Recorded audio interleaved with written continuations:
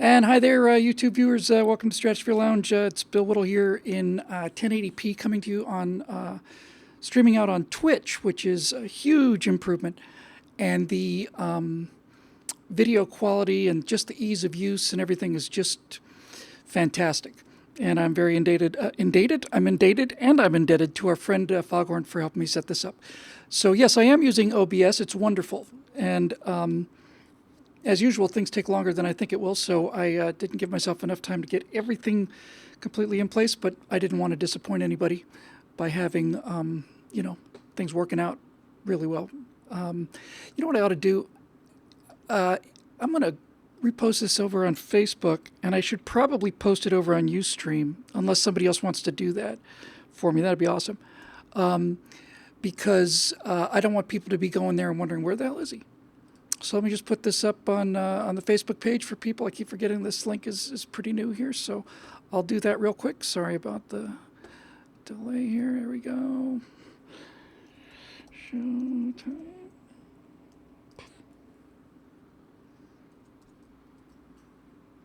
Yeah, that sure is nice to be able to have that not be Ustream. So, okay, we got it there. And coming back to our friends here, Twitch is just shockingly better. I'm going to go to Ustream real quick. Sorry about this, gang. Just so I can put a post there so they know where we are. Where we are at.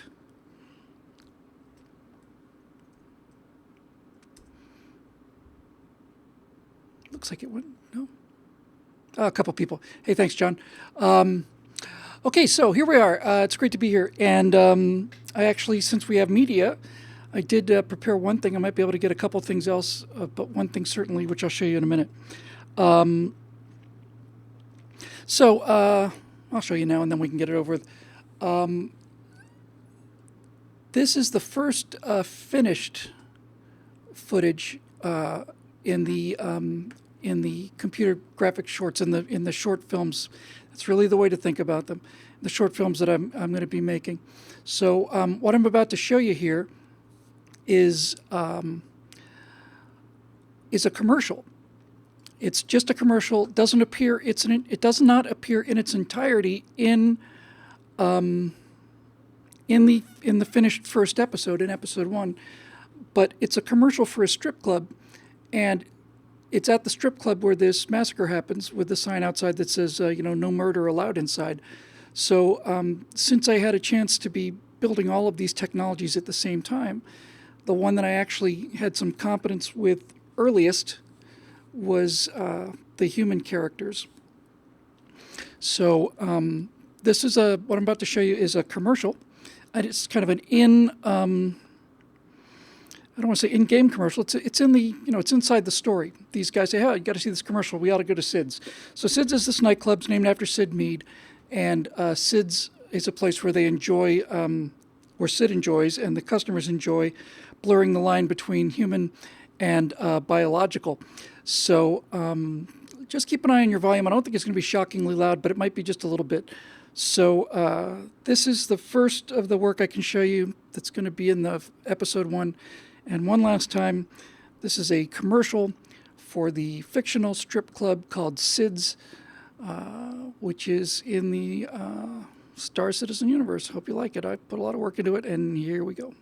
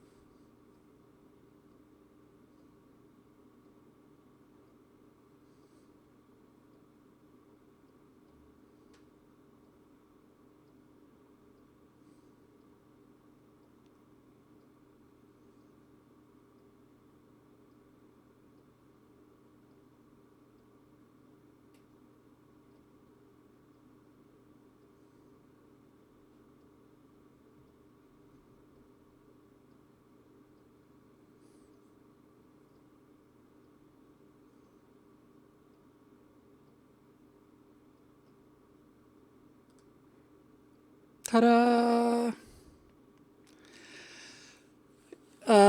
Yeah, I'm very happy with that, and that's exactly the mood I want to get. I had somebody showed it to a few people. Thank you very much. Showed it to a few people, potential donors for this 501c3 project. And well, I'm glad you guys like it because I know I have been taxing your patience for the last year, and I'm glad to see that at least the quality of the work looks as good as I was hoping it would.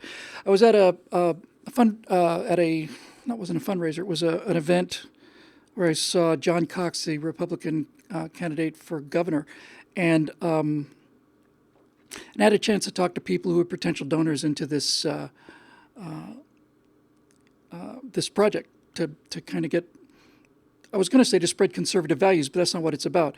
It's about showing these Bernie voting millennial socialists that everything that they do on their own is 100% conservative. And I was talking about the little messages in the one episode, and one guy said to me kind of comically, boy, I don't know if I know where the message is in that commercial. I said, the commercial is there to get people to watch it. The commercial's there to get people to watch it from start to finish. And this is the power of it. These things are, to me, they're just interesting and cool. And I was very happy with the way it came out, considering every single frame of every pixel is basically me by myself. I picked not only did I create the actors, I also picked the costumes and the lighting and the backgrounds and the moves and everything. But somebody, who's it? John Galt says all hot chicks are conservative, and robots too. You're right. I think I have a still. Did I get that loaded? If I didn't, I will do it. Hang on a second. Yeah, it was trying to transfer it over from one computer to the other. Let me see if it got here yet, because this is a really cool still. Just give me 1 second. Let's see if I can find it. And then we can move on to other things. Did it come through? I had to upload it to this drive and all this nonsense. Bastard. I don't see it. It might still be in the process of uploading. I'll check it again in a bit. In any event,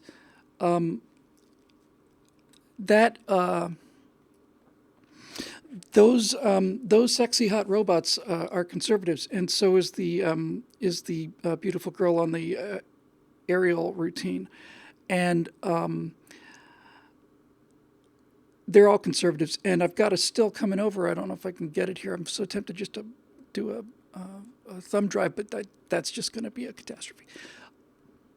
About the fact that all of these people are conservatives. The funny looking drug dealers are conservatives, and the sexy robots are conservatives, and the dancers are conservatives, and everybody in this thing, from the janitors all the way up to the top, is conservatives because they're all working for us. And that means I can make them do whatever I want to do. And even in this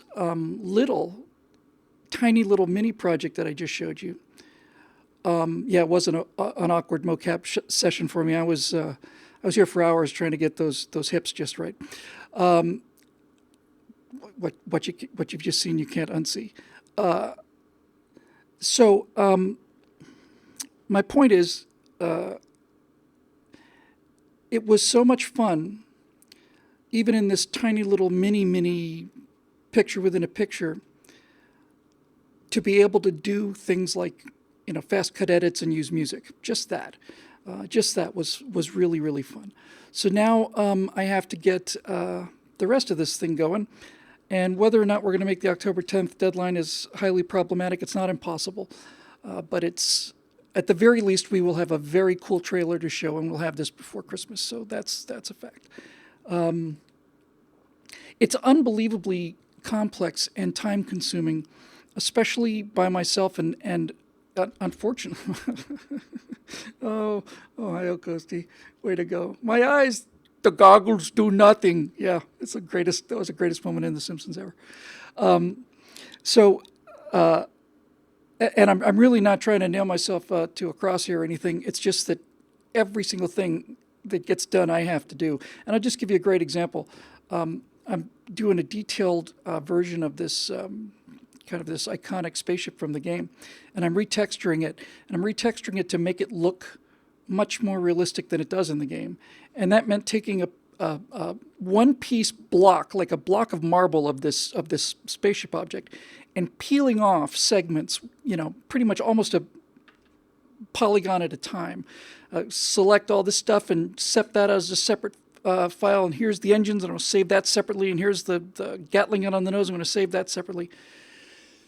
And then I had to take these white pieces of what looked like white plastic and not just find textures for them, but I had to put mapping coordinates on them. I had to tell the computer how to lay the map images on there for every single one of these things. And my God, it is a time-consuming process. So if we can get some money for this, and we are going to get some money for this, by the way, there's no question about it. I've talked to a number of people, and even before I showed them this thing, there's some real excitement about that especially among older people who maybe don't get the whole, certainly don't get the computer game aspect of it, but understand one thing, and what they understand is that their grandson is in the basement 5, 6, 7 hours a day playing computer games. They don't know what that consists of, but they know that he's not at the dinner table, and they know that he's not out playing Little League Baseball. So anyway, it is... It was really fun to do. Stupid, sexy Whittle. And I'm looking forward to doing more. So the next part will be getting... The next part that's going to be a real challenge, especially, is going to be getting the lip sync right. I've got the characters. I'm pretty happy with the characters. I'll have all that stuff a little more prepared for you next time. But it doesn't. Maybe it's coming through. Let me just see if it's uploading on the other side, because I have to move things from my PC and to my Mac. And by the way, if you're one of these people that has ever worked on both, if you work on, it doesn't look like it's going to happen. Let me just see if I can find one still. Hang on one second. If you're one of those people that ever worked with a PC and a Mac on the same time, you just want to scream and yell. And the reason you want to scream and yell is because Apple decided to go with Option Command, and Windows decided to go with Control Command. And if these two things were the same, if those two things just that were the same, it'd be a piece of cake. But I find myself option selecting things in the PC, which does no good, and control selecting them in the Mac, which does no good. And overall, it's rather disappointing. So let's see, where did that thing go? They're under... Let's see if I can send this one thing over. I'll mail it to myself if I have to. Another thing, too, is that's difficult when you're working by yourself is the fact that, there's very little... It's very hard to stay organized. There is a position called media manager on just about every program. Now, certainly on animated shows, and all they do is just take care of the files. But I think I know where this is. There's extras. Area 18. Area 18 JPEG. Come here, you. Yeah, I think this will be worth the wait. And then we can move on to other topics. Now you have to go to here. This is so... We're probably not too far away from a world where everything just gets done. It's just like, okay, everything talks to everything else. I've been very hesitant to use these... Oh, it says it's already there. I've been very hesitant to use these online cloud things, but there's just no avoiding it. As usual, they're just... they're so convenient. That's how we're going to find ourselves in our re-education camps, because we put ourselves there because it was so damn convenient. So I don't know why this thing is not updating, but I think at this point I'm going to try one more time, and if that doesn't work, I'm going to call it a day on this. Yeah, that's weird.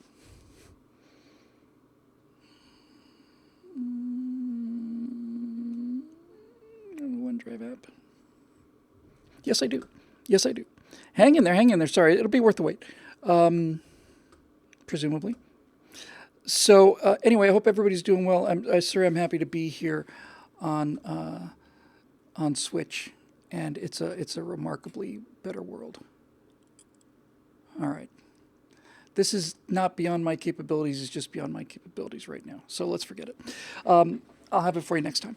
Anyway, so that's that. Now, I have to tell you, I did a right angle about this, which should be up first thing in the morning tomorrow.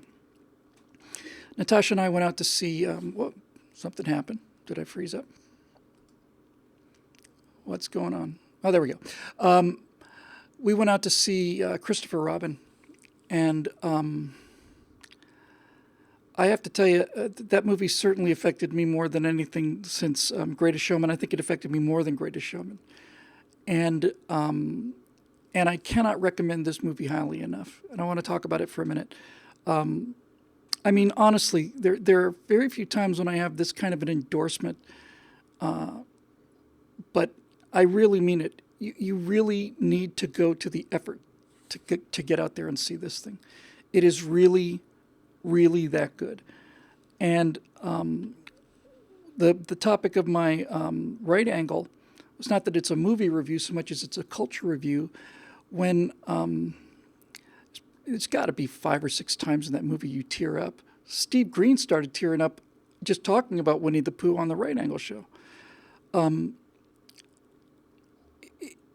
The point I was trying to make on the Right Angle Show was that coming out of that theater, I realized that the fun. I was, as I say on that episode, I was trying to figure out the word I was looking for. What would I call this entertainment?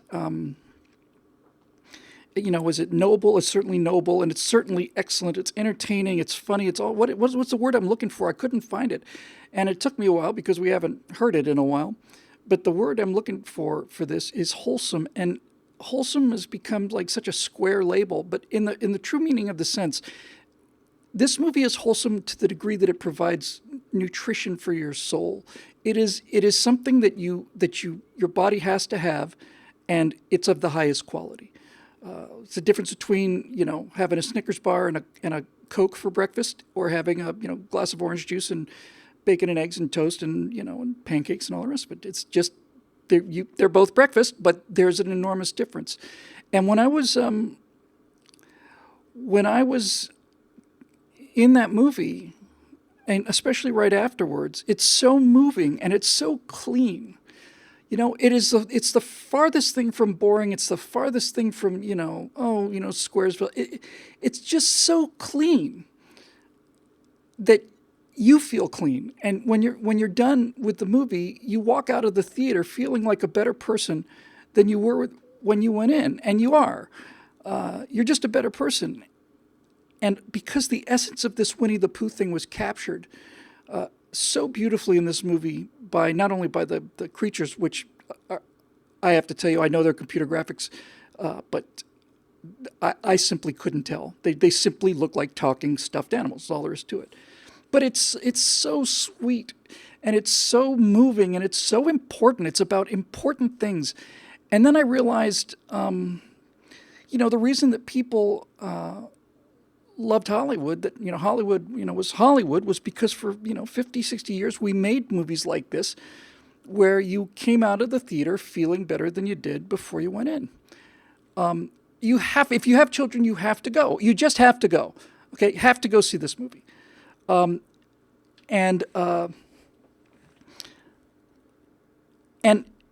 it was a signpost, almost like a barometer for me in terms of how cynical this culture has gotten and how destructive that cynicism is, that absolute need to tear everything down to find some rotten motive behind everything.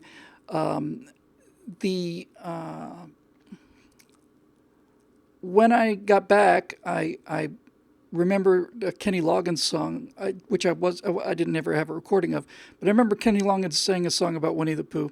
So I went looking for that. It's called Back to Pooh Corner, and it was just a beautiful song before I reignited the Pooh thing. And now I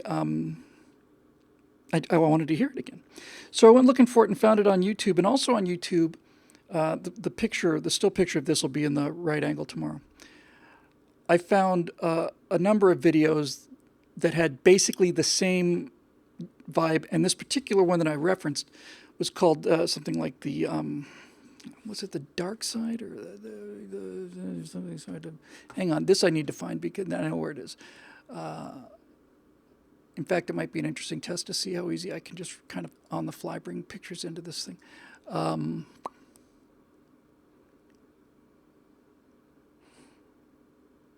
Well, I moved it to the drive. Here it is. Okay, so let me see if I can pull this off. I'm going to just try one little thing. Everybody be cool now. Don't worry about the lack of picture here. Don't panic. It's going to be just 1 second, and I'll get this right next time. So I just need to show you this. Hopefully you can still hear me.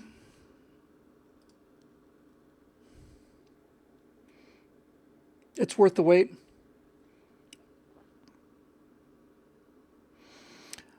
And browse, come on, clown. Come on, you idiot. Here we go. Hang on. Almost there. Right angle. If this was a real show, I could say, Jim, get that picture we did. Yeah. Okay, got it. Wasn't too bad. Here's what I'm going to show you. I was looking for. I'm glad you guys are there. I'm back. I had to load a new scene here. You'll come back. Isn't that nice? I'll go back to it again. This is a YouTube video that I found when I was looking for a Kenny Loggins song. And as you can see,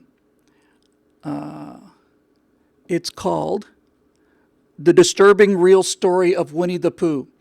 And I mean, just look at that picture. If you'd seen the movie and then you looked at this picture that says fake and real, if you looked at this picture that says real after coming out of the movie, you would want to find the artist that made that and get them into a psychiatric hospital as nearly as fast as you possibly could. It's just revolting. It's revolting. And here's what's especially revolting about it. The disturbing real story of Winnie the Pooh. Okay, first of all, why do we have to have the disturbing real story of Winnie the Pooh? If it turns out that it is, in fact, the disturbing real story of Winnie the Pooh, what does that have to do with anything? You know? I mean, honestly, what does it have to do with anything? The book sold billions of copies. They made billions of people happy, very happy, over generations. I don't know how many now, 4, something like that.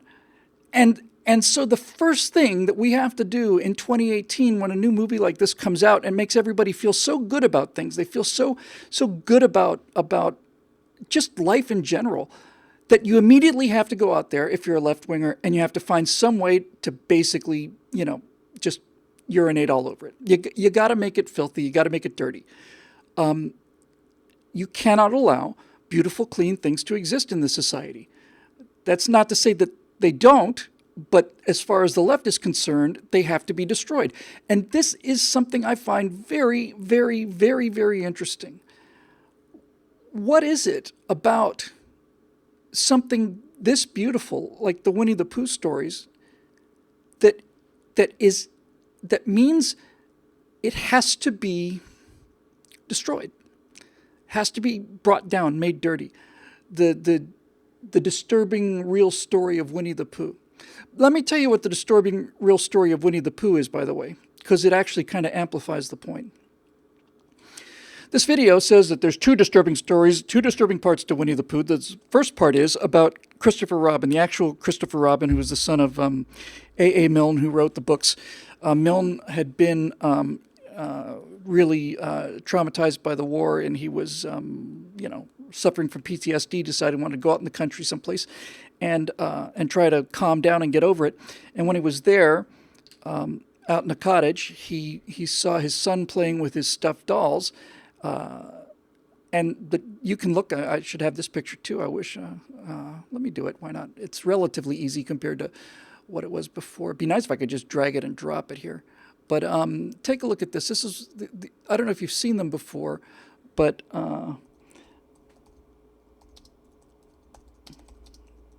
it's actually pretty remarkable when you get right down to it. Yeah, there we go. So now if I can just drag and drop this in here, I'll be a happy camper. Oh, kind of.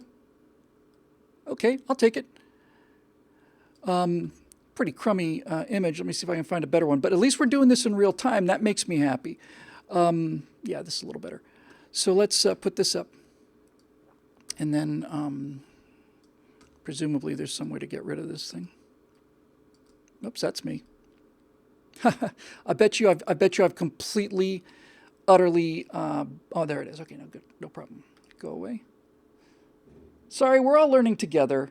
Do I want to remove it? Yes, I do.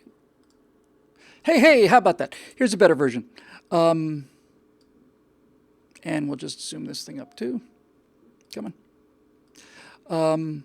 So these are the original figures. These are the original toys that the original Christopher Robin played with that gave Milne the idea for the books. And they're very simple and they're very beautiful. But why does something like this have to be destroyed? So I guess what I'm trying to say is, do you really want to know what the disturbing real story of Winnie the Pooh really is? Well, I'll be happy to tell you what the disturbing real story of Winnie the Pooh is. It's this. Milne, as I say, was suffering from PTSD. He went out to the cottages out there. His son brought his stuffed toys that you just saw, and he saw his son playing with them, and Milne decided to write about these characters. Now, as it turns out, the books became so popular so fast that one of the disturbing real stories of Winnie the Pooh is that the actual boy, the actual Christopher Robin, and there is a real Christopher Robin, apparently didn't have a happy ending to this. They said that he was completely overwhelmed. Everybody in the entire English-speaking, forget English-speaking, everybody in the world where you could get a book of any kind was basically writing him and saying, oh, tell me more about Pooh and stuff. And he just never got out from under the shadow of it. And people say he's kind of unhappy about it. There's a movie I'm going to watch eventually called Farewell, Christopher Robin, which is apparently about that. So according to the disturbing real story of Winnie the Pooh, with that particularly vile, image, the disturbing real story is that Christopher Robin grew up as a relatively unhappy person and was not willing to even to take any of the enormous profits that the book generated. Now, I'm not saying that's not sad, but it's not exactly Dickens, is it? That this kid was too famous and too rich and wasn't comfortable with it. I'm not sure that I would call that a dark secret of Winnie the Pooh. The other one's even more illuminating. The other dark, disturbing, real story of Winnie the Pooh is that the pictures of the animals I showed you, I think the bear was named Edward. But there was, in fact, a real bear named Winnie the Pooh, named Winnie. And the story of the actual bear intersects with the story of Milne and Christopher Robin in this fashion. A hunter shot a black bear, I think it was in Canada, pretty sure, and an army officer rescued the cub, raised the cub, brought it up, named it Winnie. It was a she. When World War I happened, he took Winnie with him into the trenches as a mascot. And this was a common thing. People have dogs, sometimes even have lions and things like that. He was a mascot for the particular unit of this Canadian officer who was over there in World War I, and the officer managed to survive somehow, which is a statement in itself in World War I. And he was going to keep Winnie, but he went to the London Zoo. This is all in the disturbing real story of Winnie the Pooh, by the way. He went to the London Zoo and saw how well they treat the animals, So he basically donated Winnie to the zoo. And then the disturbing real story of Winnie the Pooh is that the animal was eventually stoned to death by angry mobs of conservative Tories and stabbed repeatedly with their umbrellas. But that's not actually what happened. What happened, according to the horrible, disturbing real story of Winnie the Pooh, was that Winnie the actual bear lived for 20 years in the zoo, which is a pretty good life for a bear, especially since he'd already been many years old. She had. And because she had been raised by this army officer, the real Winnie the bear in the London Zoo was so tame and so reliable that it was the only animal that the London zookeepers allowed to interact with people, and they would let children go and play with this black bear named Winnie. And one of the children that went to the London Zoo and played with this bear and loved the experience with the bear was Christopher Robin, son of the guy who wrote Winnie the Pooh. So what he did was he substituted the name of this actual bear in the zoo, and there's a statue of the bear in the zoo, transferred that onto the stuffed bear, who I think was, as I say, was named Edward, and that's how you get Winnie the Pooh. And that, my friends, that is the full, complete, absolutely 100%.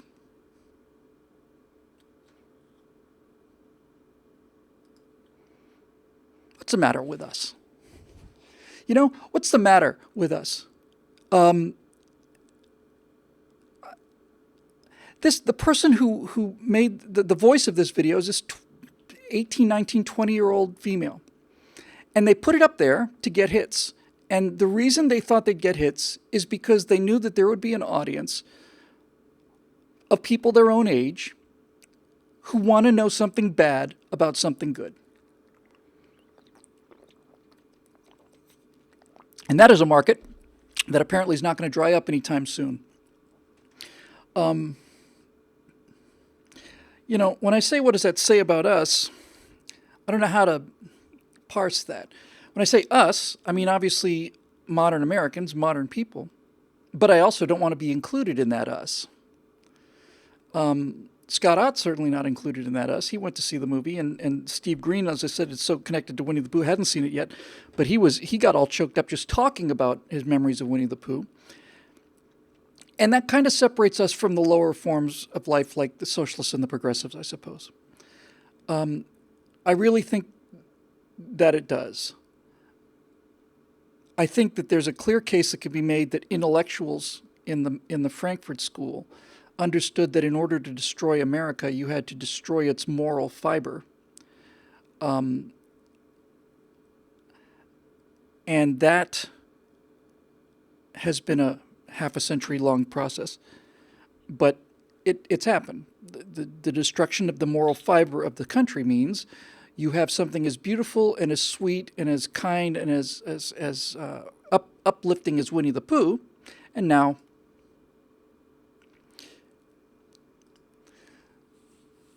so you see, Winnie was actually a drug addict and a child molester and all the other things.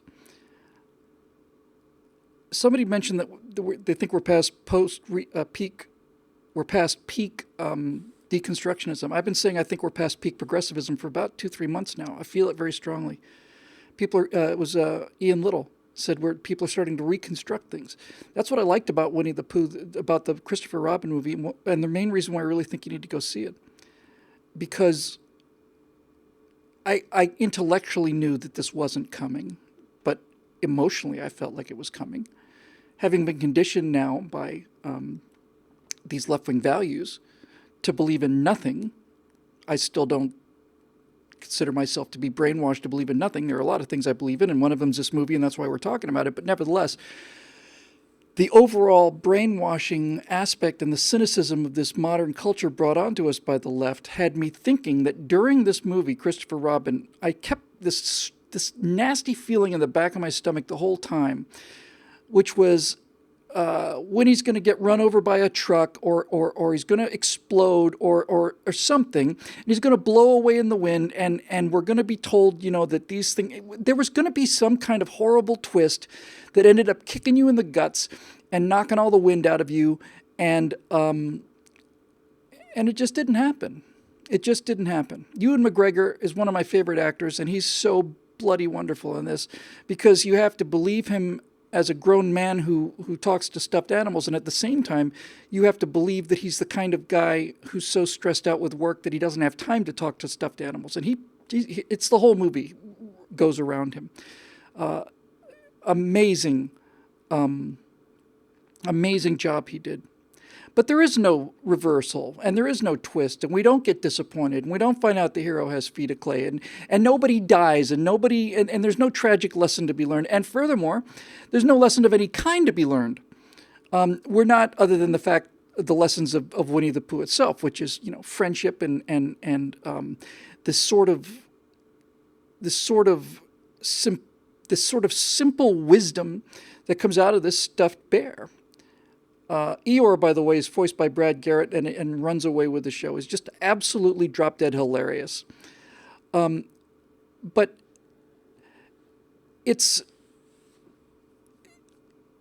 there's something about this philosophy that they have that has to destroy the beautiful and the good. And that tells you something, tells me something. What it tells me is what they're selling is so low and so base and so unpleasant and so mean-spirited, like the Soviet Union, where everybody's ratting on everybody else, and they have to rat on everybody else. I used to think it was just a moral failing, then I realized, no, it's a survival technique. If you're not ratting on somebody else, then you're not sufficiently in love with Comrade Stalin. So you have a world where everybody is envious, everybody's jealous, everybody hates everybody, everybody hates everything. No one can succeed. Everybody has to be pulled down to the last level. And this is what the progressives are selling. And so you cannot have anything beautiful standing on its own 2 feet, because it reminds you of how far we've fallen. And that's what I was going to call the episode. I was going to call it How Far We've Fallen, but I decided it was a little too pessimistic considering the movie, so I called it You Can Go Back Again. So this movie is everything that a Hollywood movie should be. And I will just say one thing, because I'm very, very, very tuned to messaging in movies. Very tuned. And so I was looking for, where are the liberals going to insert their opinion into this movie? They will do it somehow. They'll do it some way for sure. Where is it going to be?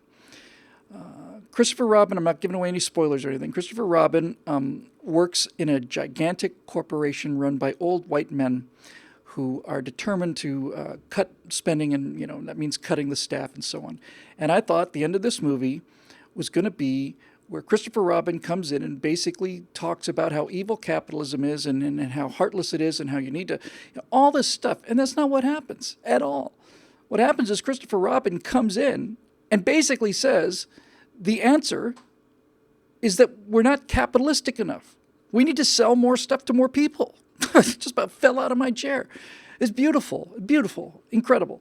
So anyway, needless to say, you don't have to go for the political, the lack of the political message. But if you have any feelings of any kind at all, you need to see this movie, because it'll just hit you right in the feels. And for those of you that have just sworn that you're never going to see another Hollywood movie, I would just tell you, somebody's already on it. Eric Blake's on it. I know that the reaction of conservatives to this ongoing, relentless war that the left has launched on our culture has been to boycott Hollywood. This is not an effective strategy, and the reason is simple: economics. It's not just the left. The movie industry does not expect to make money on movies. The nature of things over the hill here, right behind me, is something like this. Each studio has this basic philosophy. Their philosophy is, we don't know what's going to hit with the people. We don't have any idea. And so what we're going to do is we're going to make 10 movies. And we know that 7 of them are going to tank. And we know that one of them will break even, one of them will do okay, and we're betting the farm on the fact that one of them is just a breakout hit, and that's where we're going to put most of our resources, like, Avengers Infinity War. How's that movie going to lose? The whole world's going to go see that thing. And so what they're basically doing is they're rolling the dice, this is not just for Christopher Robin, for any movie that the studio system produces. They're rolling the dice and they're saying chances are it's gonna fail. That's okay. We just write it off. It's not our money. It's not my personal money. It's not like I wrote a check for it. So if it fails, we'll cover it with the proceeds from the one that hits, because nobody knows about where they can get the lightning in the bottle. I've told this story before, but it bears telling again. I worked on Sunday Morning Shootout. I did 180 episodes of that show as an editor, all except for the final 4, because I went over to PJTV. And this show was a talk show hosted by Peter Bart and Peter Guber. Peter Bart's former editor of Variety. Peter Guber's a big producer who made the deal to sell Universal to the Japanese, to Sony, for which he was paid $750 million, and which I have no problem with because somebody decided that's what it was worth.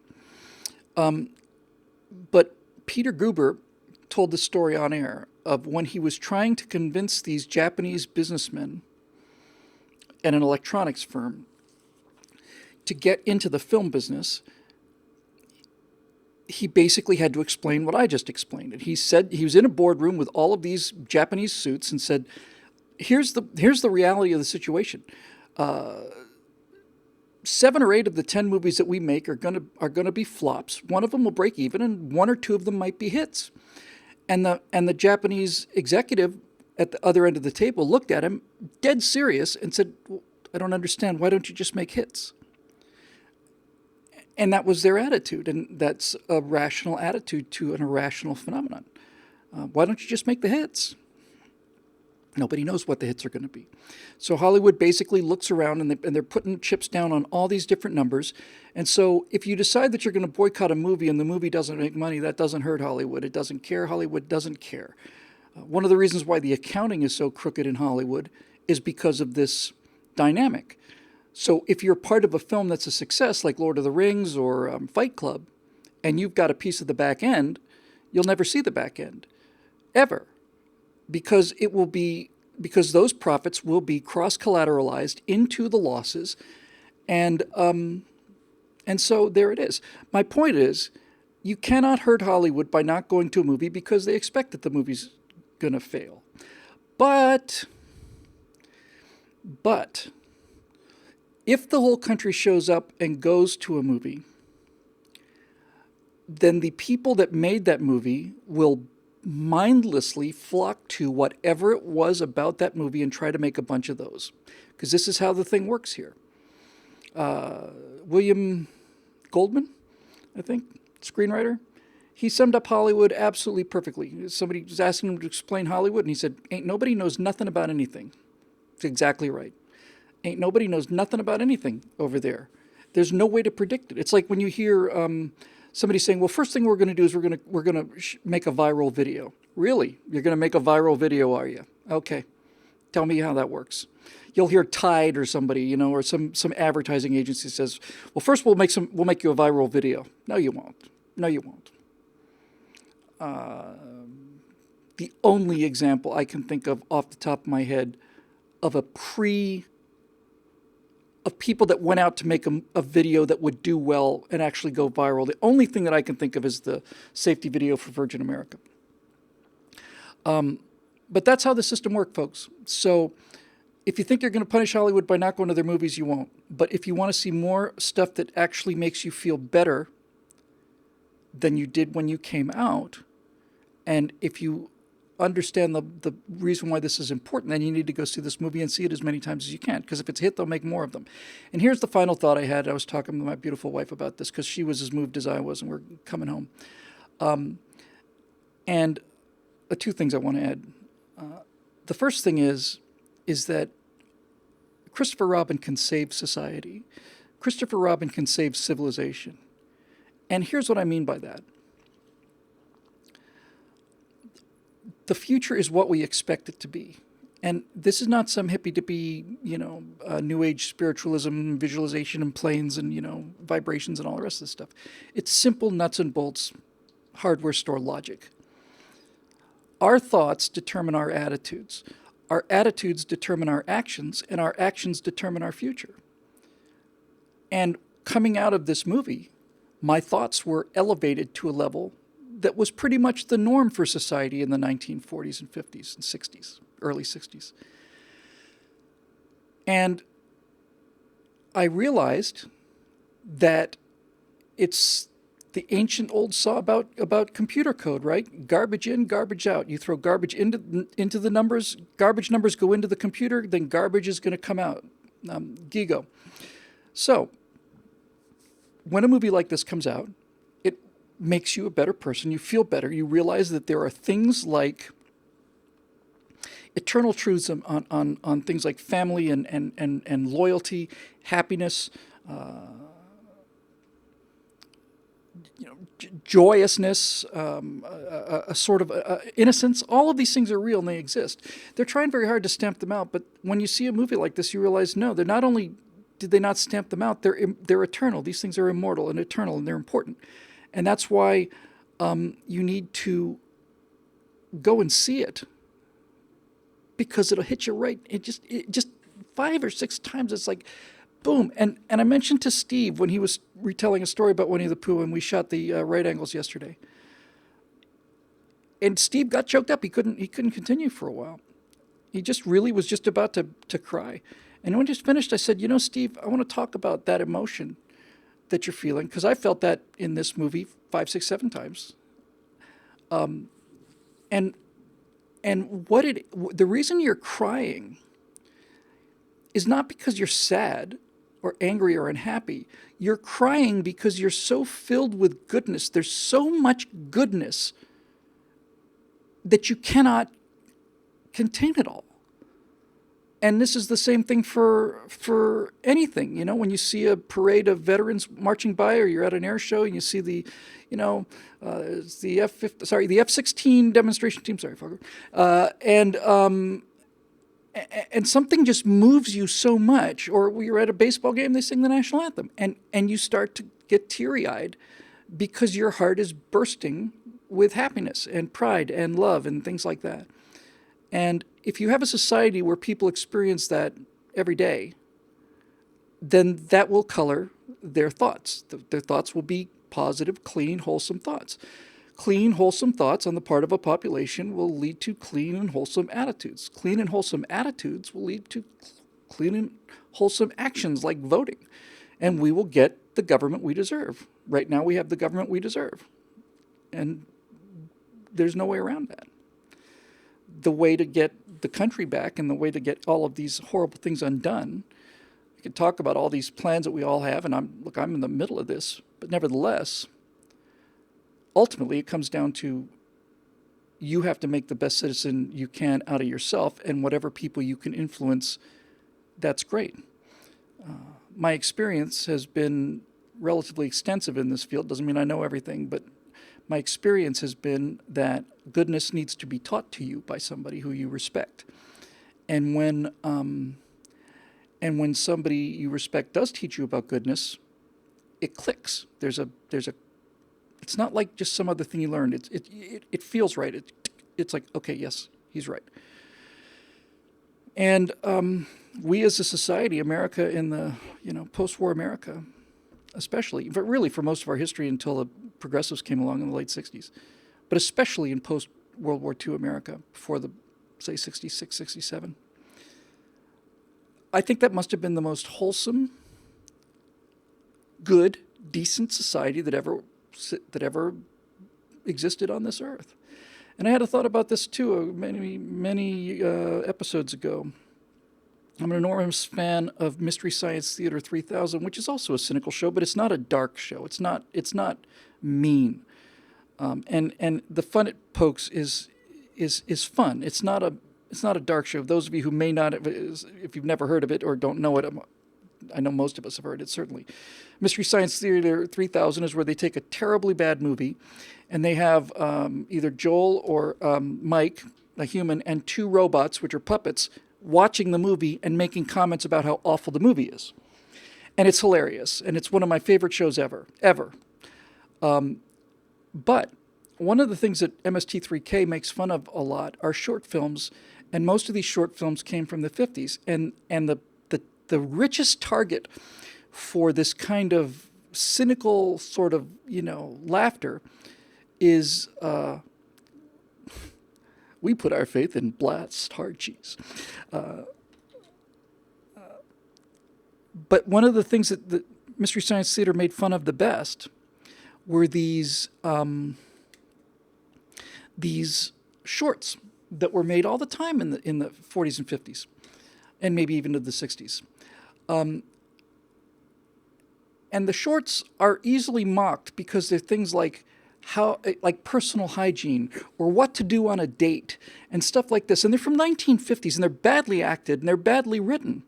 And I remember just thinking, my God, these are so ridiculous. But it was only much later that I came to realize, what is it that we're actually laughing at here when we see a movie like How to Go Out on a Date or Fundamental Hygiene, or Susie's got a great posture and she's standing at the chalkboard and they're measuring the curve of her spine and all this other stuff that's so easy to mock. What is it that we're laughing at? And I came to realize that what we're laughing at is we're laughing at the efforts of society to make their citizens into good people. That's what we're laughing at.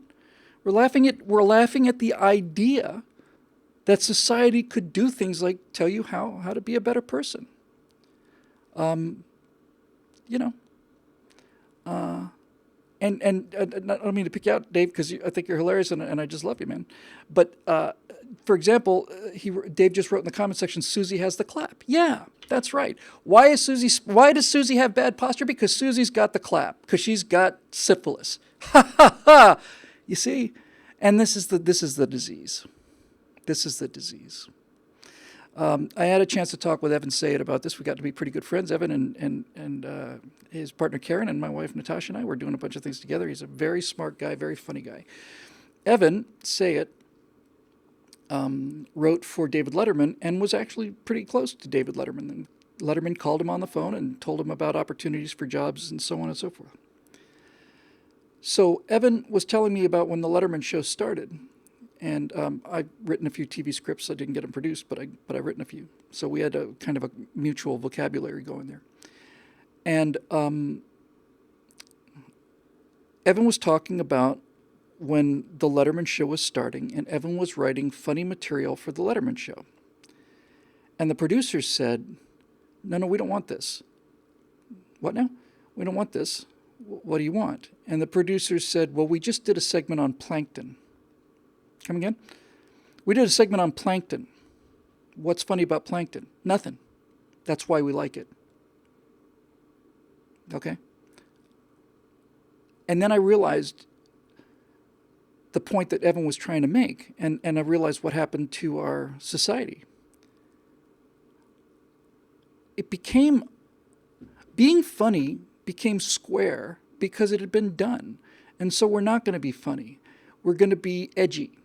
And we're going to replace humor with snark. Snark is not humor. Snark is just sneering. It's sneering in motion. That's all snark is. It's just like, that's stupid, everything's stupid. It's just a cynical kind of, and that's all that The Daily Show ever was just snark. The Daily Show was nothing but these New York elitists going out into the country and finding these decent, usually simple, happy people and making fun of them. Some guy wants to build his own rocket in his backyard. Let's pretend like he's really doing it, and then we'll ask him about, all these other things, and then we'll get a fine old laugh out of it. And when everyone was telling me about the Letterman experience, about the plankton thing, I said, that's exactly what has happened. We become so cynical that the idea of playing something straight is just not conceivable anymore because it's so easy to sneer at, and nobody has the courage. See, and now we're on to the brass tacks here. Because sneering at something is easy. You have this wall of snark between you and what you're laughing at. Those idiotic fundamentalists, those snake handlers, and ha ha. It's easy to sneer because when you're sneering, you've got the armor of being in this kind of position where you're commenting on it. But putting your actual butt out there and being earnest about something, being earnest is much harder and requires a great deal more courage, which is why so few people are willing to do it. Because it's easy to make fun of somebody who's genuinely serious about something. And that's what has to be destroyed, is the whole idea that this guy who's building a rocket out of a couple of garbage containers or something and thinks he's going to fly to the moon. You have to destroy that in this society, because if you don't, you're going to start asking questions that the left isn't going to want to be talking about, like, why is this guy doing it? He's obviously not an idiot. He's making a rocket. Why is he doing it? He believes in it. He believes in it. There's no way he's going to fly this thing to the moon. No, that's right. And he may even know that. But he's doing it anyway. And that's what the left has to kill.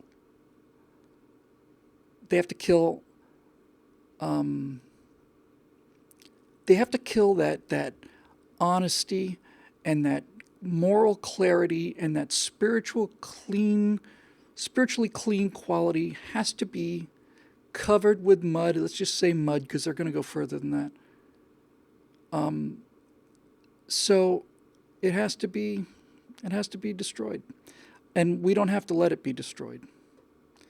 It took a great deal, in a strange way, it took a lot of courage to make Christopher Robin the way Christopher Robin was made, because this movie does two things that are exceptional. I watched them in real time, just as a screenwriter and as a filmmaker. I was watching them and I was thinking about them as it was happening. I was so impressed by this. Again, I'm not going to give you any spoilers or anything. But in a movie like this, everybody's seen the trailer. If you haven't seen the trailers, everybody at this point knows that Christopher Robin's a grown-up person, and Pooh appears in his life, and he has to go back and help Pooh. Okay, so in a movie like this, where you see this adult person and this fictional bear, you think that you're going to get 40 minutes of setup. In other words, the way they're going to tell the story is you're going to meet Christopher Robin as a grown man. You're going to follow him through his life. You're going to find out how cynical and how hardworking he is, and so on. By the way, he's never a bad guy in this movie. He's just priorities are in different places. And then 30 or 40 or 50 minutes into the movie, Pooh will appear, and ta-da, Pooh! And that's how it's going to go. It didn't go like that at all. Pooh is in the first frame, as I recall. I mean, the movie just starts out with him walking in the forest, and the nerve that took, and the genius of it. No, we're not going to make you wait 40 minutes. It's like the Genesis story for all of these superhero things. How many times have we seen Superman or Spider-Man retell the Genesis story of Superman and Spider-Man, which everybody knows? How many times have we seen this and sat in a theater for an hour before the guy puts on the suit? Right? That's the point that it becomes a Superman movie, is the point that Clark Kent rips his clothes off. The first time you see the S, he goes into the air. That's when the movie becomes Superman. And in all of these, or the first time Spider-Man puts the actual mask on and goes out there, that's when the movie begins. And I've thought for sure this is what they're going to do with Christopher Robin, but no. It starts out with Pooh and all the rest of them. So that, I thought, took a lot of courage. And the second thing that I thought was tremendously brave of them, really almost, in this world today, almost brilliant, was that they never, ever, ever, ever made any effort at all to explain this and how it was happening. There are people who hear Pooh and Tigger and the rest of them talking, and they're absolutely flabbergasted. So it's a real thing. These animals really are talking. It's not in Christopher Robin's head. But they make no effort at all to describe how this happens, because you don't need to. It doesn't, because you don't need to. You don't need to. It doesn't, it's not a hallucination he's having. It's not a ghost or a spirit that only he can hear. Christopher Robin grew up with talking stuffed animals, and now they're back in his life. And that's and the other people are as shocked as you would be if you saw a bear start talking. It's beautiful. But the reason that's so brave to me is they didn't put a frame around it. They didn't make it into something like, Christopher Robin's, like I said, ghosts or hallucinations. No, he was a boy who happened to grow up in a yard where there was magical talking animals, and he lost his way, and now he's back. And they spend a lot of time showing you how he lost his way, and it's extremely convincing. I just can't say enough about this damn movie. I just love it so much. I've been absolutely obsessed with it since I saw it, and for all the right reasons. So, anyway, this is what Hollywood used to be, and when I say this is what Hollywood used to be, this is what America used to be. People like my wife, for example, who grew up in Russia and as a young girl was living under Soviet times. America was a magical land populated by magical things. And people got that impression from our movies. And they were right to get that impression. And they were also right to infer that the society that could make movies like It's a Wonderful Life are good places to live. And when you actually get here now, you're pretty disappointed, I'm sad to say. Because the streets in Los Angeles, which is where all the magic happens, are filthy. And we don't make airplanes here anymore. Aerospace is gone. We don't make movies in Hollywood. Hollywood doesn't make movies anymore, ever. You never see movies being shot in Los Angeles. Never once. I've never seen a big feature film shot in Los Angeles, ever. We don't make movies. We don't make airplanes. We don't make agriculture very much anymore. We don't make anything here except for poverty. That's what we make. And it's gone from being the richest state in the Union to the poorest state in the Union. And it's all because of the people whose fundamental attitude is so free of any sense of nobility or honesty or courage or decency that they are ready to destroy the place in order to get their stealing done in time. And we let it happen. We let it happen. So anyway, I remember, this is the final point I want to make about this. Lights came up, everybody applauded, and then most people just sat there stunned. I certainly was I didn't want to leave. I want to get out of the chair.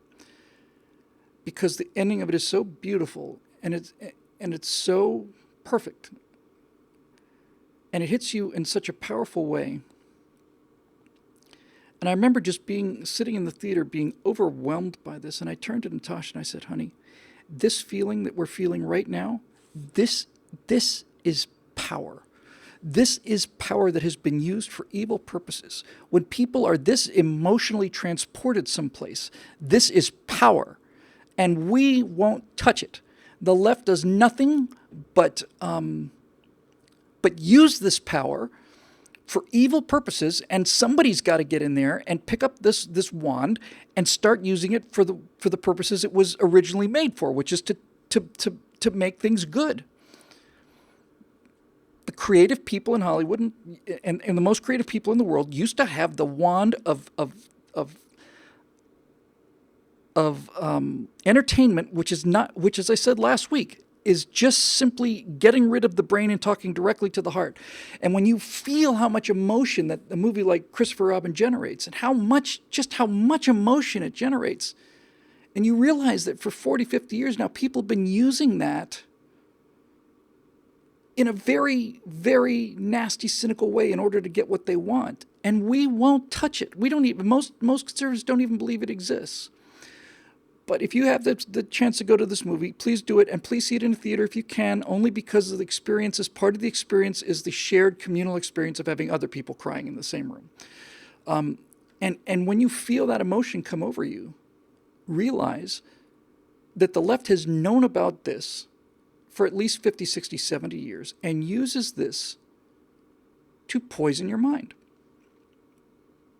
And you have to have a poisoned mind to buy their policies. And just look at them. Just look at the actions and look at the people they are. It's a very, very big wake-up call for me. And it's also a very hopeful thing for me, because you would think that this would be bred out of you, but it's not. It's integral to the human condition. And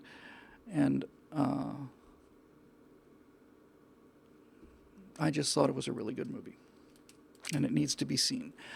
Okay, why don't we go do a couple of questions? I'm going to have to leave relatively early tonight. I'm going to have to plead workload again, but in any event, the power of being able to use, well, just come out and say it. The power of being able to manipulate people's emotions it's the greatest single power that we have. Not just politically, it's just the greatest power that we have. And if you sound like, if emotionally manipulating people sounds fraudulent to you, and I don't blame you for thinking that, just think about how you're emotionally manipulated in It's a Wonderful Life, for example. Meet John Doe, or Mr. Smith Goes to Washington. There's a very obscure movie out there with Anthony Hopkins called The World's Fastest Indian. Cannot recommend it highly enough. And it came out many years ago. I'll say 7, 8, 10 years ago. It's about an Australian guy, I think, who has an Indian motorcycle and is determined to break a speed record with it. And I spent that entire movie absolutely certain that he was going to end up smeared all over the floor of the lake bed out at Bonneville, or wherever they have it. He was so earnest, he was so serious, he was so brave, he was so noble that he had to die horribly. I knew it was coming, and it didn't. It didn't come.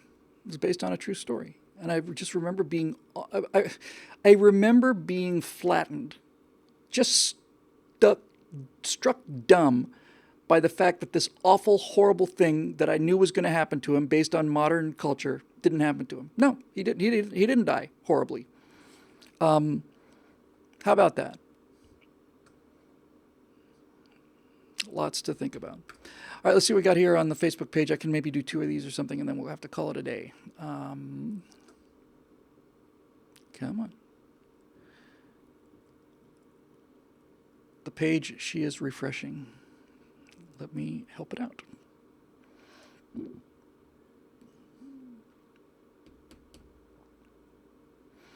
Come on. Come on. Come on. There we go. Okay, let's see. I can, like I say, take a couple. Looks like the top one I got here is Daryl Green, and it says, why is it that crazy liberals seem to be concentrated along the east and west coasts? Great question. Very great question.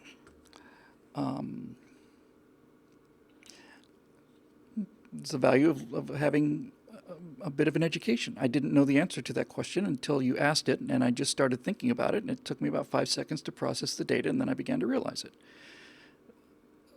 Liberal elitism is the product of a city. The reason that crazy people live on the coasts and not inland is because up until recently, you could only really have a city of any significant size on the coast because most of the trade and commerce that happens in the world happened by boat, by ship. And so you find crazy liberals in the Northeast, and you find them in all around the Northeast and so on, because that's where New York, Boston, Philadelphia, Baltimore, all these places were. And that's where these cities were built. And you have to be part of a city in order to be a liberal. There are no liberals, there's no progressives out on the farm, because because out on the farm, living in the country, the environmental conditions for progressivism not only don't exist, but it's almost like bacteria can't grow in sunlight. And out there in the country, the conditions for progressivism not only don't exist, but they make it impossible to exist. And the primary condition in the countryside that prevents progressivism is that it is a small community where everybody knows everybody. There is no anonymity in a small town. Progressivism needs anonymity. It needs a giant crowd of people that you can disappear into and never see them again. You need to be disconnected from the reality of the masses being actual individuals, and the only way that happens is in a city. In a city, if you've got some money, you can look at the great unwashed and just realize they're just cogs in the economic machine. But if you live in a small town, you know all these cogs by name. You grew up with them, and you went to school with them. And they're kids. You know their parents, and they know you. You don't get a chance to look on people as a political weapon or as a class.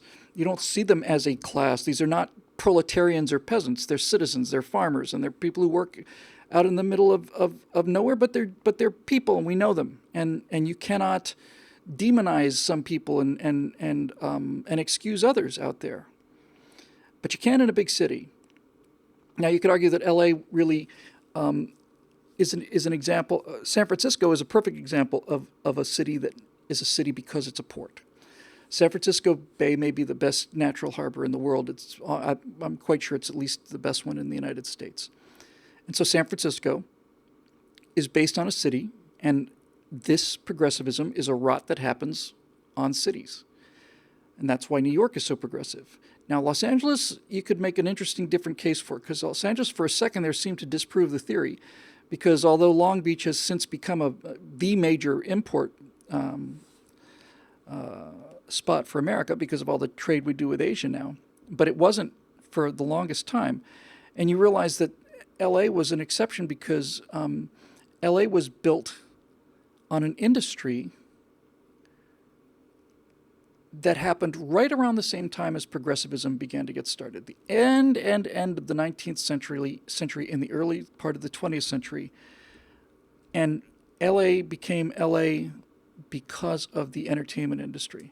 It's an interesting story, an interesting book, a very interesting book called, is it A Country of Their Own? Something like that. And it's a historical look at Hollywood. And basically what they were saying is that Hollywood got started because anti-Semitism among the financial power structures back east, right around this time, end of the 1800s, early 1900s, was still so prevalent, this kind of country club anti-Semitism that Jewish businessmen really had no way to succeed or really thrive. They couldn't get into the game. And according to this book, an empire of their own, that's what it is. Along comes this brand new economy, a brand new product that doesn't require being shipped in huge quantities of raw materials. You don't need to be sitting next to a port to make movies. You're not unloading timber or iron ore or whatever the case may be in the industrial era. And this industry came about in such a way and at such a time where these Jewish businessmen realized that there was a chance to basically create not just a city, but you're basically going to create an entirely new industry which they would be able to play in and in fact dominate. And that's why LA is a big city, and why LA is also part of this fundamental progressivism. It requires cities. Thomas Jefferson understood this very well. Thomas Jefferson, time and time again, talked about how when you pile people on top of each other, as in a city, virtue disappears. And it disappears because in a big city, you can do something absolutely miserable, mean-spirited, and rotten to somebody, and there's nothing they can do about it. You're gone. Disappeared. You don't have muggings in small towns, because if you mug somebody in a small town, the person who was mugged is going to say, John Davidson put a knife to my neck and took $10 from me last night. And then the town will go and arrest John Davidson. And they will probably say things like, there was always something wrong with that boy. And if it's not John Davidson, then they will say somebody new is in town, who I've not seen before, who held me up with a knife. And that person will stand out like a sore thumb. And so you don't get these kind of crimes because the situation is not anonymous. But in a city, you can disappear. And when you disappear, you can get away with anything. It's the ring of invisibility. This is what the modern press does for Democratic politicians. Provides them with the invisibility to do what they want to. And when you have invisibility, anybody will become corrupt. Anybody. It's not just progressives and liberals. If you had full invisibility, when people are wearing a mask, they become utterly corrupt. It's just human nature. The difference between our philosophy and their philosophy is we understand people are built in a certain way that has not changed, and we make allowances and prepare ourselves for these defects in human nature, and their entire philosophy is predicated on them not existing. And then when they do exist, they sit there and wonder why all these millions of people are dead, when it's not much of a mystery, really. The millions of people are dead because some of you had good intentions, some of you not, but you basically allowed yourselves to be suckered into this belief that, that paradise on earth is achievable. And it's funny, it's a strange coincidence because I was thinking about this quite a bit earlier today. I was thinking about this song that was very popular when I was just getting old enough, I want to say right around 68, 69, 70, somewhere in there. And the song is Age of Aquarius by Fifth Dimension. And I had the song in my head, and I was thinking about the lyrics, and I just thought, no wonder we got so messed up, This is the dawning of the age of Aquarius, the age of Aquarius. Harmony and understanding, peace, goodwill, and trust abounding. No more falsehoods or divisions, only living dreams of visions, mystic crystal revelations, and the mind's true liberation. What are they saying about the age of Aquarius? What did this whole generation of Americans buy into, this whole hippie generation? They bought into harmony and understanding, peace, goodwill, and trust abounding. No more falsehoods or divisions.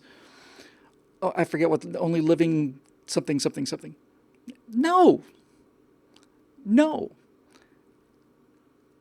Isn't it interesting that when liberals and progressives talk about harmony, and unity and everybody working together and no more war, no more conflict, the reason that they see, when they think about this world where everybody gets along and everybody agrees and there's no more harmony, no more division, peace, goodwill, and trust abounding, it's because the world looks exactly the way they want it to. Doesn't look the way that a Muslim wants it to, doesn't look the way that a Chinese dictator wants it to, doesn't look the way that it looks in Africa, doesn't look like it looks in Montenegro. It's their world transmuted onto everybody else, and when they can imagine a world where everybody thinks exactly the way that they do, then there's harmony and understanding, peace, goodwill, and trust abounding. But in the real world, it isn't like that, because these people are idiots. Their children is a better term. They're children. Evan Sayek got it right. They're children. Everything that their emotional development stopped at age 5, and so they think that everything they learned that they needed to know, they learned in kindergarten. Let's see what else we got. I can do one more, guys. And somebody said there's a different way to rank these things. This is most relevant, okay? New or all comments. I'm gonna stay with most relevant. I don't care. All comments. Maybe that'll be listed in the right order. Nope, same order. I'm looking for one with the highest thumbs up here. 8. I'm doing my due diligence here. 2s and 1s, yeah. Looks like the 8's going to win. I didn't even look at the question, but this is the last one we're doing today, and it is the question with 8. Is that 8? Or 6? I think, God almighty.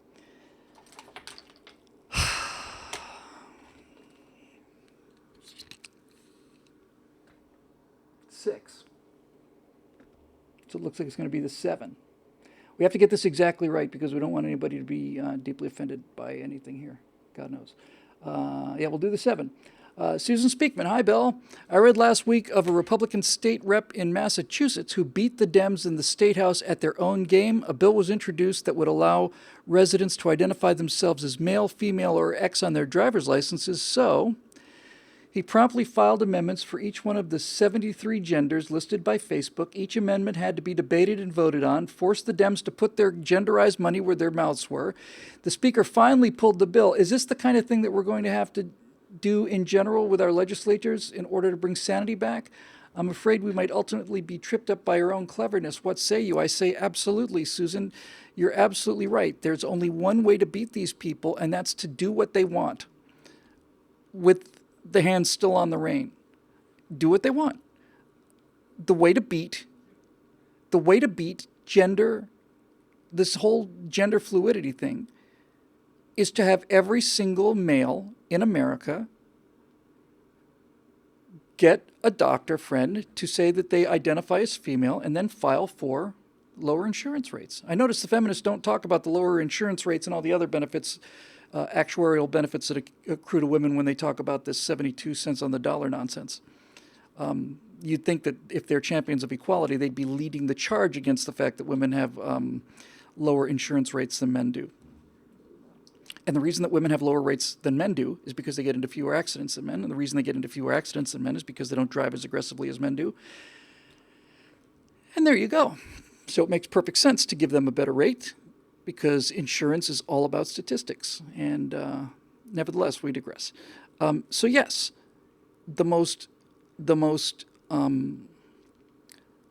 effective way to show people how ridiculous these ideas are is to implement them. I listened to the Republican candidate for governor. He sounded a little bit too politician-y for me. He had some great ideas, which I don't think are going to be in play because I don't think he's going to win. And so I might be wrong. I'd like to be surprised. I'm certainly going to vote for him. But in any event, the way to fix California is to take the liberals' positions to their ultimate conclusions. In other words, the way that California turns red is by allowing it to become as blue as they want it to be. And I can give you a great example of this. Jerry Brown is about to leave office, and he is leaving us with a law that is going to, I think, kicks in next year or 2020. And the law says that every single household in Los Angeles will be limited to 50 gallons of water. And I didn't know until last night what happens after that. But when you get to more than 50 gallons of water, there's a fine imposed. And the fine that the state of California, I believe this law is already passed, if you use more than 50 gallons of water, by the way, an 8-minute shower is 35 gallons. If you use more than 50 gallons of water, a fine will be imposed upon you. And that fine is $1,000. Okay, bring it. Bring it. Let's do it. I want to see what happens when hardworking families in East LA with 8 children end up using 150 gallons. I want to see what happens to their $1,000 fine. And I want to see it. I want to see it happen. Go ahead, Jerry. There's 2 of us living in the house. We could probably stay under 50. And if we had to, $1,000 fine is not out of our reach. But I'd like to see you enforce this law on the working poor. Because a water crisis is a water crisis. You're not saying we're going to charge higher rates for water. That would make economic sense. That make a lot of economic sense. That's not what they're doing. They're doing a $1,000 fine if you use more than 50 gallons of water. So I want to be watching these fines put into place. I want to get a bill. I want to see a fine that says you use 52 gallons of water today, you owe us $1,000. Come and get it. Come and get it. Everybody is going to be breaking that law. That's what you want. If they're going to impose this kind of nonsense on people where every single person becomes a criminal, then do it. And make it so that people have had enough of this. It is not illegal. You can defecate on the streets in San Francisco now, which is where the future governor of California is from, Gavin Newsom. It is legal to openly defecate on the sidewalk in Los Angeles. It's not legal to own a goldfish, however. I'm not making this up. In San Francisco, there are fines of up to $2,000 for giving somebody a plastic straw, but there are no fines for giving them a hypodermic needle. In fact, the government's in the business of handing out hypodermic needles. When you live in a world where you can legally take a dump on the street, as Gads and Barb just so perfectly said, because that's what it is, if you live in a world where you can legally take a dump on the street, but you cannot have a goldfish, and where you can be given a hypodermic needle so that you can shoot your heroin, but not a plastic straw so that you can drink your soy milk, then this is the fastest way to get rid of progressives, is to let the people see what it is they actually want to do. This guy, John Cox, gave me some interesting ammunition yesterday. He said the California legislature passes,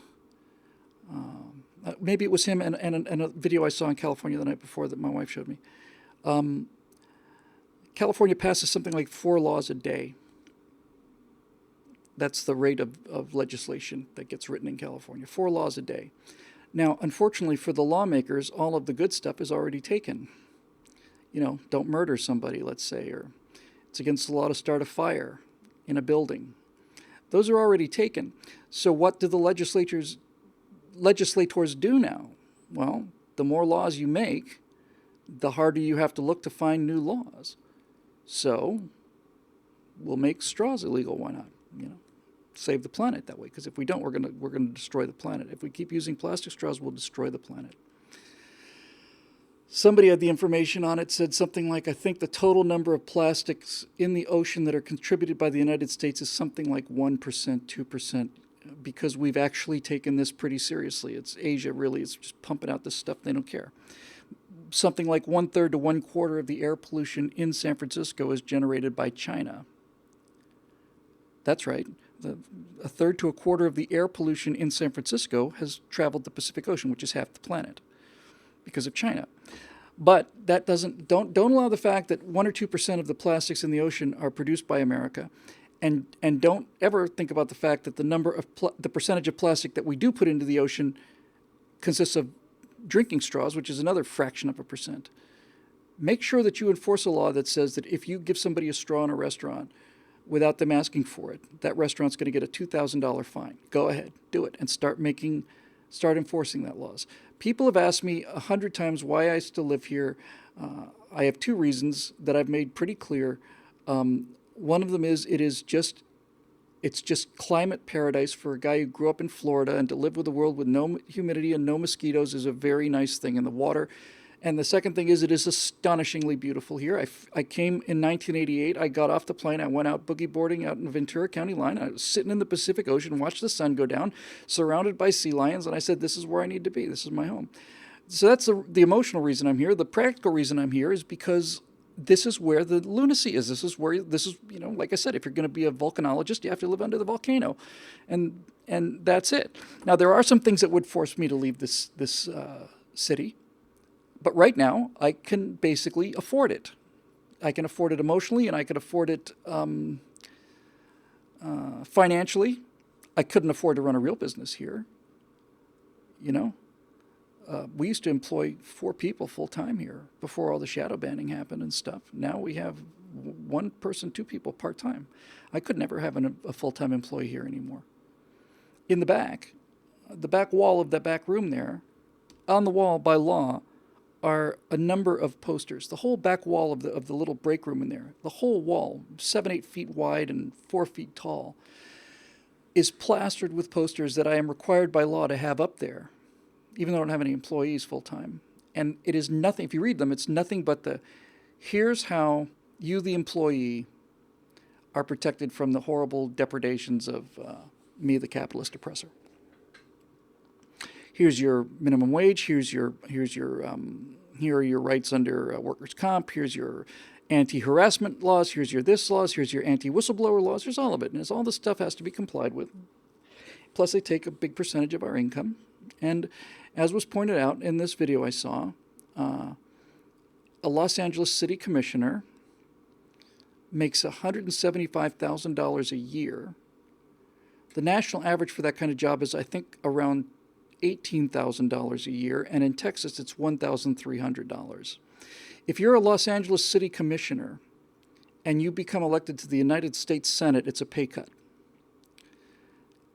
And this is because these people have realized that the way for lazy and stupid people to become rich is for them to be able to control the levers of the law. It's really pretty simple.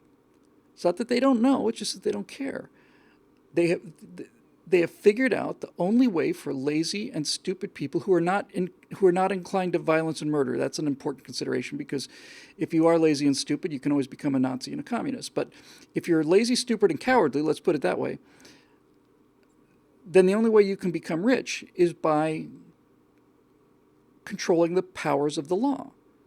So people like me are paying taxes, which is coming from income from people like you. So people like you are paying me.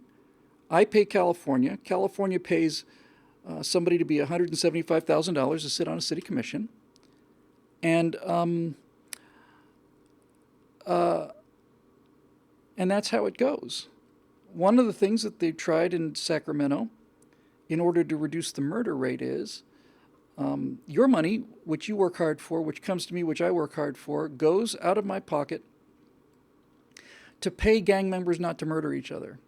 There's a program that's actually been put in place where a gang member can get $1,300 a month.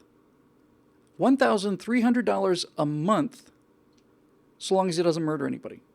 I'm not making it up. It's true. If you don't murder anybody this month, we'll give you $1,300. I didn't murder anybody this month. I don't know where my $1,300 is. So it's just gonna collapse. And I actually, before I went to this thing last night, and I still maintain. By the way, last night at this event, we saw an entire slate of California candidates. This is the Republicans at an event in Los Angeles. There were 9 candidates that were up there, including not including the governor. 9 candidates up there from local state districts. And of the 9 people up there, I wrote it down, I can remember, 4 of them were male Hispanics, 3 of them were women, and all 3 women were black women, and there were 2 white males. 2 white males, 3 black women, 4 Hispanic males. That's what the Republican Party is putting up in November, because we're such Nazis and misogynists and homophobes and racists and all the rest of it.